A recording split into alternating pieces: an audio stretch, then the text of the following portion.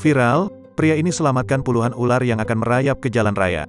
Sebuah video viral yang beredar dan dibagikan berbagai akun media sosial, memperlihatkan seorang laki-laki dengan berani memegang puluhan ular dan mengembalikan ke semak-semak, Senin, tanggal 6 Desember tahun 2021. Video tersebut diunggah diantaranya oleh akun Instagram @jakartaviral. Terlihat seorang pria menghelai puluhan ekor ular yang naik ke jalanan. Jika tidak maka ular-ular ini bisa saja terlindas kendaraan atau membahayakan pengguna jalan, begitu di antara narasi yang dimuat di akun tersebut. Belum diketahui lokasi dan tempat video ini dari mana, namun sepertinya dari kawasan Asia.